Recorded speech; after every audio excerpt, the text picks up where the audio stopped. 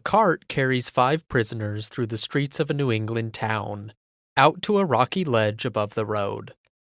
One of them, a minister, climbs the ladder and speaks. He declares himself innocent. Then he recites the Lord's Prayer, the whole of it, without a stumble. The crowd believes no witch can do that. Welcome to Same Day, Different Century. I'm Zach. Today is August 19th. It's 1692 in Salem, Massachusetts, and the man on the ladder is George Burroughs, a Harvard graduate who once held the pulpit in Salem Village and had since been preaching on the Maine frontier at Wells. 4 others rode the cart with him: John Proctor, a prosperous farmer and tavern keeper; John Willard, who had served as a constable in Salem Village; George Jacobs Sr., an old man who walked with 2 sticks, and who had told the magistrates that if they could call a wizard, they might as well tax me for a buzzard; and Martha Carrier of Andover, a farmer's wife who had spent months in irons refusing to say she was a witch. They were all hanged. No one at Salem was burned. That image is borrowed from European practice. Tradition placed the executions on the summit of Gallows Hill. In 2016, a team of historians and archaeologists working as the Gallows Hill Project confirmed a lower spot on the hillside, a shelf of rock now called Proctor's Ledge, wedged between a residential street and a pharmacy parking lot. They matched period descriptions of what witnesses could see from nearby houses against the terrain, coupled with ground-penetrating radar. A memorial was dedicated there in 2017. What happened on the ledge that day comes mainly from Robert Califf, a Boston merchant who later became Cotton Mather's fiercest critic, a reason to read him carefully rather than to discard him. By Califf's account, Burroughs spoke and prayed so well that he drew tears from many, and for a moment it seemed the spectators might stop the execution. Cotton Mather, on horseback, addressed the crowd.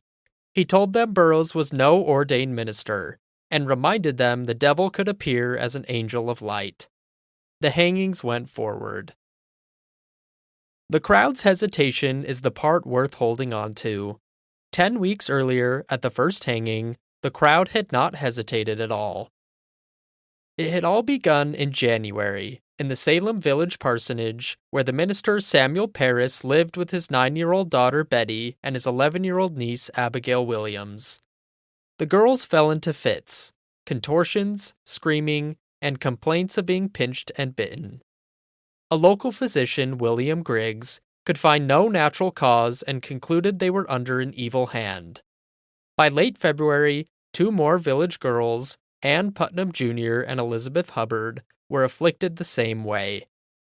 None of this was unusual. Witchcraft accusations surfaced regularly in New England and almost always faded away inside a single parish.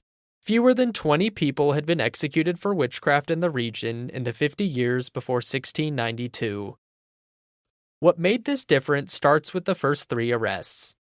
On the 29th of February, warrants went out for Sarah Good, a beggar, Sarah Osborne, who had scandalized the village by marrying her servant, and Tituba, an enslaved woman in the Parris household. All 3 fit the usual profile: poor, disliked, and easy to accuse. Good and Osborne denied everything. Tituba confessed. Her confession is the hinge.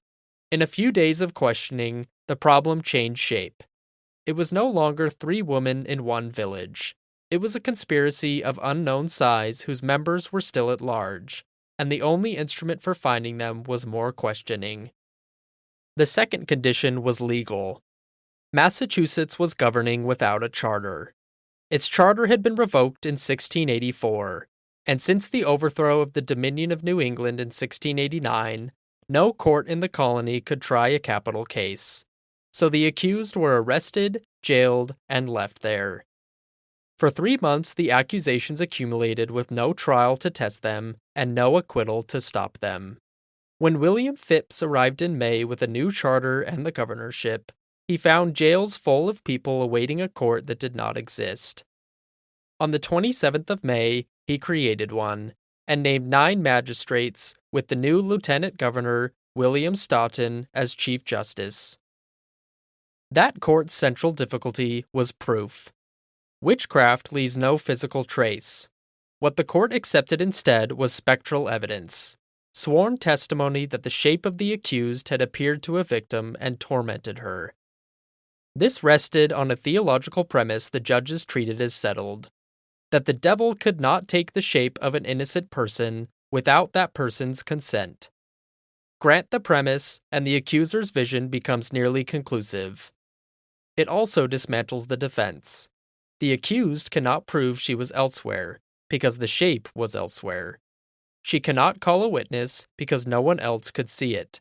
Only the accuser has access to the evidence. This was disputed at the time. On June 15th, a group of Boston ministers, with Cotton Mather doing most of the drafting, sent the court their advice. They urged a very critical and exquisite caution in the use of spectral testimony. They closed by recommending the speedy and vigorous prosecution of the accused. The court read the ending. Bridget Bishop had been hanged 5 days earlier. Around this time, one judge, Nathaniel Saltonstall, left the court and did not return. The second mechanism was the incentive to confess. The court held confessors back for later trial, treating them as cooperating witnesses, and tried the people who denied the charge. The result was a machine that spared liars and hanged the truthful. Roughly 50 people confessed in 1692, and not one who confessed and stood by it was executed. The single exception proves the design.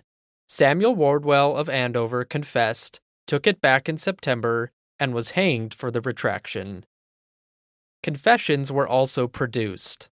John Proctor, writing from prison to 5 Boston ministers on the 23rd of July, described how 2 of Martha Carrier's sons had been tortured into confessing, and how his own son William had been tied neck and heels for refusing, in his words, till the blood gushed out at his nose.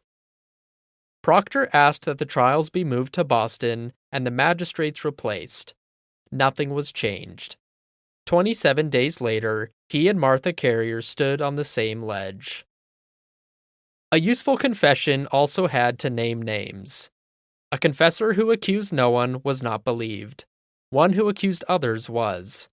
Every confession therefore manufactured new suspects, and arrests spread outward along lines of kinship and old grievances. In mid-July, it reached Andover, when a farmer there brought afflicted girls up from Salem to identify who was tormenting his wife. Andover eventually produced more accused witches than Salem village. It was also where the touch test was used freely.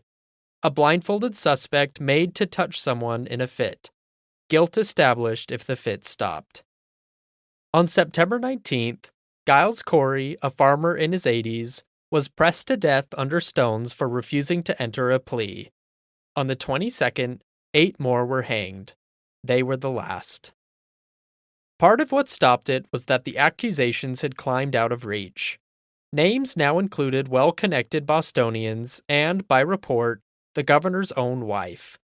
Clergy who had encouraged the court began publishing against it. In early October, Increase Mather, Cotton Mather's father and the president of Harvard, circulated an argument against convicting on spectral testimony, subscribed by 14 ministers, holding that it were better that 10 suspected witches escape than that one innocent person should be condemned. That same month, the Boston merchant and mathematician Thomas Brattle wrote an open letter taking the court's reasoning apart line by line. Phipps forbade further imprisonments, wrote to London that he had stopped the proceedings, and on October 29th let the court dissolve. In January, a new superior court took up the remaining cases, with the same Chief Justice.